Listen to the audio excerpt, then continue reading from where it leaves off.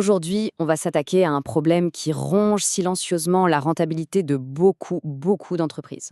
C'est un coût caché, souvent ignoré, mais qui peut vraiment faire la différence entre le succès et l'échec.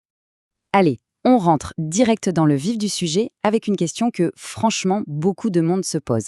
Cette situation où les informations ne concordent jamais d'un département à l'autre, c'est une source de frustration quasi quotidienne dans de nombreuses organisations. On a tendance à penser que c'est juste un petit souci d'organisation, un détail quoi. Mais en réalité, ce n'est pas du tout un petit détail. C'est le symptôme visible d'un problème beaucoup plus profond, les silos de données. Il faut imaginer que chaque service de l'entreprise est une sorte de tour isolée, avec ses propres infos, ses propres bases de données, sans aucune connexion réelle avec les autres. Voilà, c'est exactement ça un silo de données. Et voilà ce que ça donne dans la pratique, un chaos total. Regardez bien. Pour un seul et même client, le service commercial a un John Smith, qui est un prospect actif. De son côté, la finance a enregistré un Jonathan Smith déjà facturé. Et pour le service client, c'est un G. Smith dont le ticket est clôturé.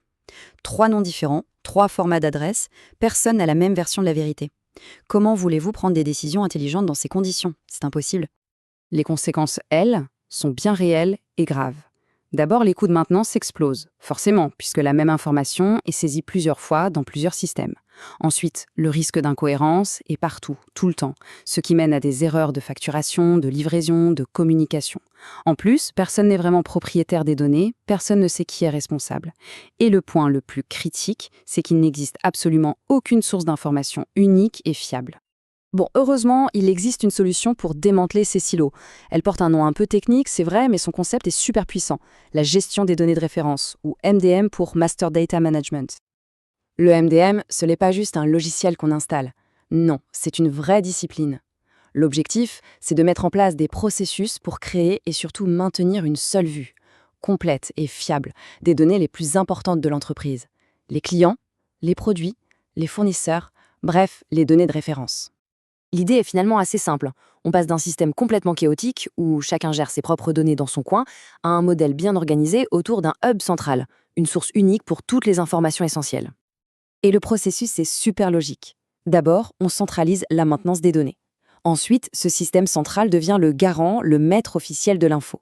C'est lui et seulement lui qui va distribuer la version correcte à toutes les autres applications de l'entreprise.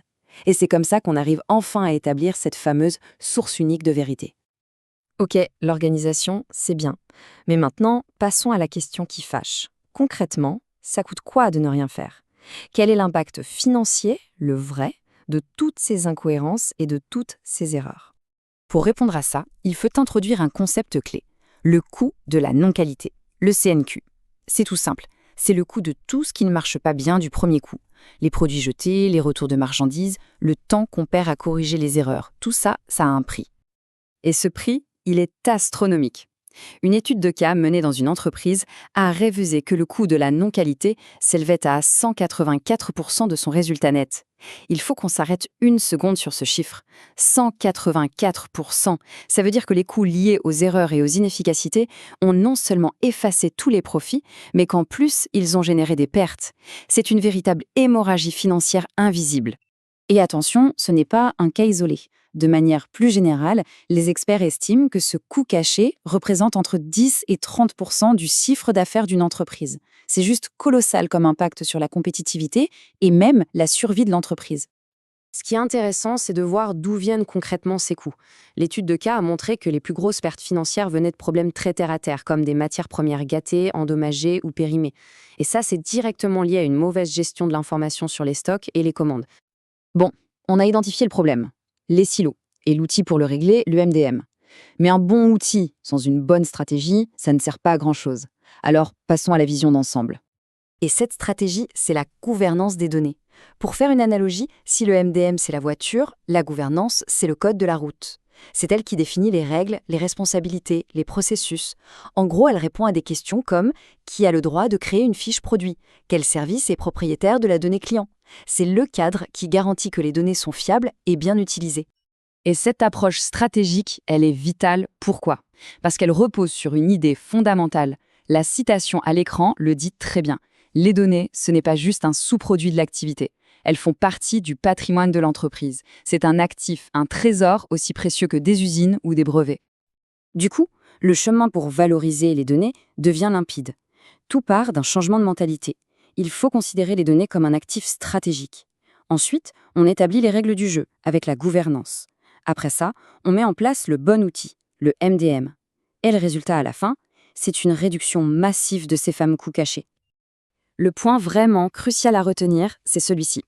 La gestion de la qualité des données, eh bien, ce n'est plus du tout juste une tâche pour le service informatique. Non, c'est une fonction business fondamentale, un enjeu commercial qui a un impact direct sur la performance de toute l'organisation. Ce changement de perspective, il est radical.